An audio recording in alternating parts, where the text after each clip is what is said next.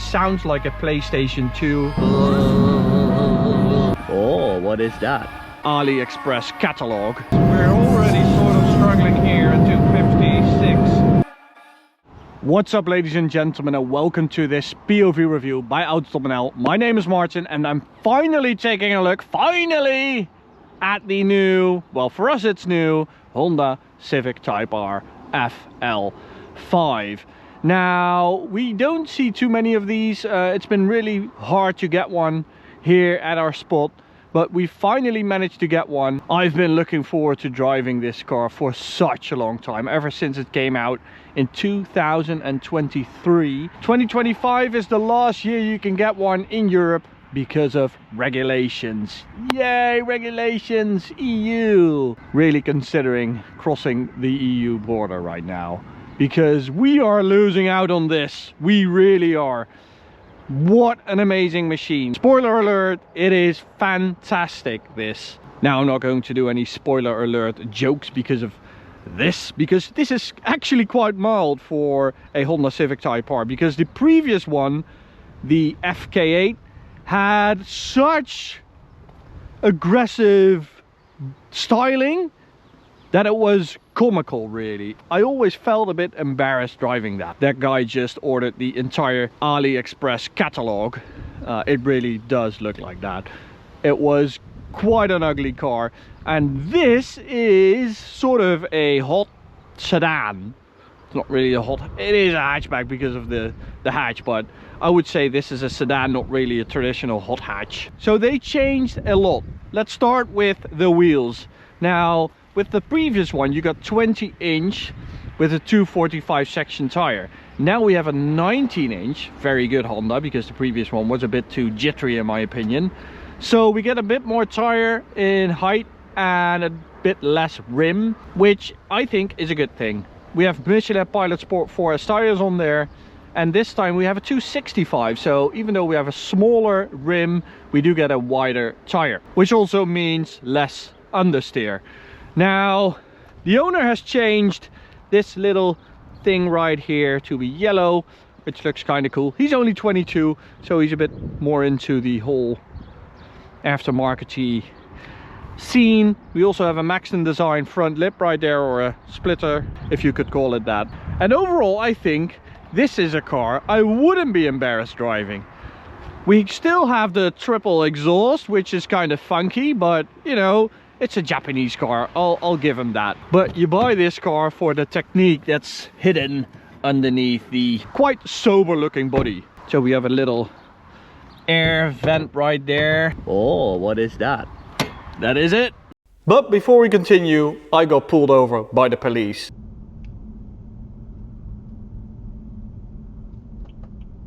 Because someone called them and said that a blue M4 was speeding. Yes, that was me, but I wasn't speeding. And thanks to my dash cam, I was able to show the police right on the spot that I wasn't speeding at that time, because I could show my exact location at that exact time, and I could show the exact speed I was doing. Thanks to the Redtiger F77, a weapon of a dash cam. It has a beautiful design, beautiful packaging, and as I said, it's a true weapon.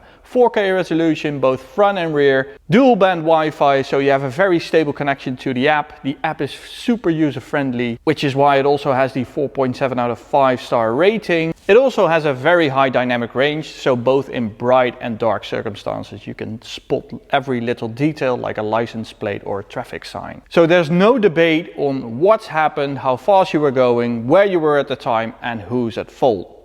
I feel safer driving with it, and it was also really easy to install by myself, and I'm like too left-handed. It's got a 128 gigabyte internal storage, so I didn't have to fuzz about with an SD card, and I was able to use it immediately after installation, so no additional costs. So get your Redtiger F77 by clicking the link in the description or top comment, and enjoy the rest of the video. No strut, so I'll just hold it up like that. This is the K20 engine, not the K20 of the olden golden days, but the K20 C1. So that means a 2-liter turbocharged engine. It's been evolution rather than revolution, because this is sort of the same engine as in the previous Civic Type R, but with different internals for the turbocharger. So 330 horsepower, 420 newton meters, 0 to 100, 5.4 seconds, and a top speed of 275. That is quite promising.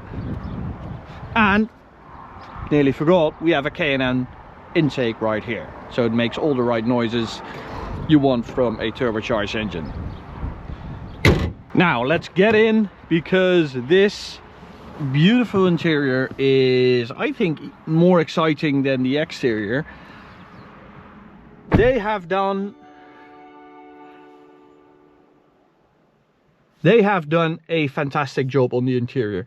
It's quite simplistic, it's easy to use, it's straightforward. You get these amazing Type R seats with this red velvet, which is just very Japanese. This is something they've been doing ever since the 90s. Really like that. The pedigree of it is just fantastic, as is the gear lever. This is what everyone's talking about with Honda Civic Type Rs, or any other Type R, or any other Honda. The gear shift quality is just amazing. Quite short throws, a lot of feel, and it just clicks into place. And I suspect this is the best gearbox out there today. Absolutely fantastic. Then moving on to the steering wheel. It's round, it's got a thin rim. It's absolutely gorgeous. It's simple, just a few buttons. Nice little red Honda logo right there. It's fantastic, really. And then you get all these little chimes that are so Japanese. It sounds like a PlayStation 2. You even have a data logger, which is mandatory for any Japanese performance car. A lot of gauges and options you're never going to use, but it's part of the JDM pedigree, right? What I also like is the fact that you get an individual mode. So there we go, individual settings, and then you can set up engine, steering, suspension, engine sound, rev matching, gauges, because we now have these more classic gauges. You can also go for the plus R gauges that are very R. Comfort. I think comfort is actually the nicest one, but we are going to just leave it into what is it, comfort mode. There we go. Oh, that sound, that's what I meant. This is the PlayStation 2 sound. It's like playing Gran Turismo, right? Oh, that's so good. Only the Japanese have these sounds. Okay, we're going to start off in comfort mode and see what it's like just for a little while.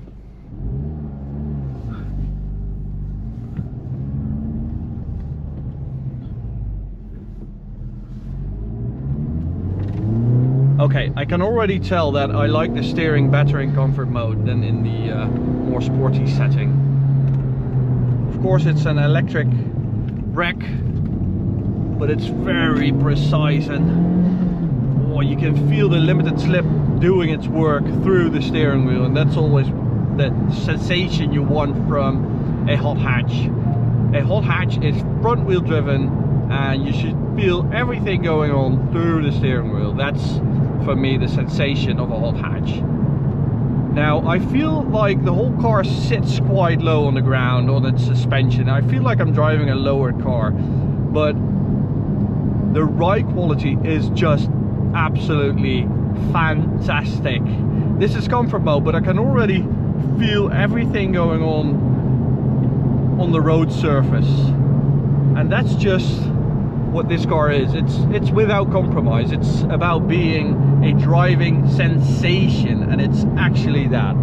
Okay, now we're going to go for sport mode. Let's see what that is like. Oh, that gear shift is absolutely amazing. Oh, and that limited slip is so aggressive. The engine, 330 horsepower, 420 newton meters. It's not really all that torquey, but in return you get a very sort of aggressive engine. It really likes to rev out, and it really rewards you for getting every little rev in there. And then we go into plus R mode, which of course is the most aggressive mode.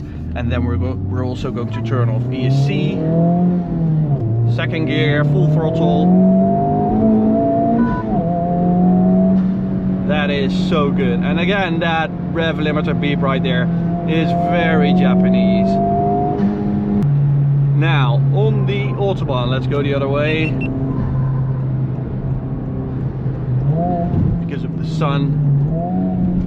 Oh, this is so good. And that brake pedal, we have endless pads on this car because it's been driven on the Nürburgring, hence the sticker on its ass. But oh my god, it's so aggressive. That front end is just so eager to turn in.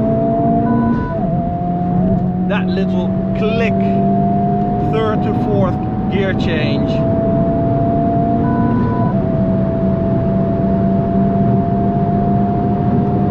Oh, it's amazing, guys. So 100 to 200, a high 13. Really good number.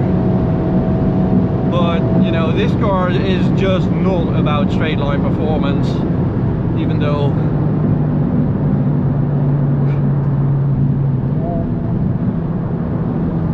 the main theme of our channel is the Autobahn.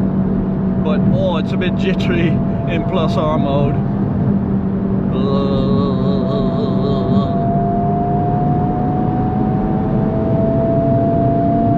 It could use a little more torque in the mid-range. It doesn't feel all that fast. Even though 330 horsepower is quite a healthy number.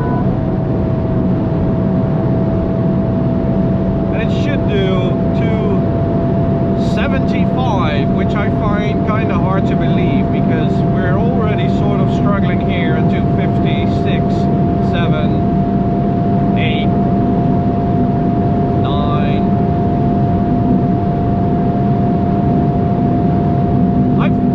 Should I take off the rear wing to do that? I feel like I should.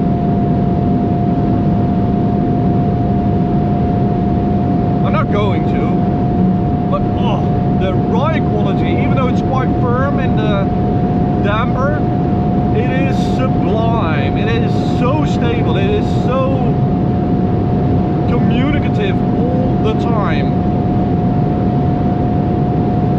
268, I guess that's it. Is there a little more in there? It's never going to do 275. Never.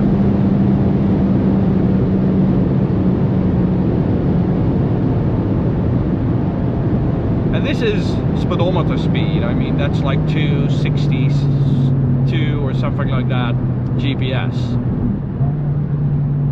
I had such high hopes for this car, such high expectations, and it really delivers. I like how it evolved from the FK8. So the last FK8 I drove was that limited edition, that sort of Nürburgring edition, it's what it's called.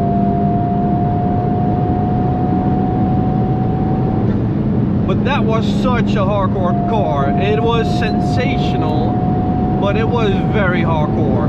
You would never be able to daily drive that, I think. But this, you could easily daily drive because it's so compliant, it's so balanced. It's, I think, an amazing successor to the FK8 and such an improvement over the FK8.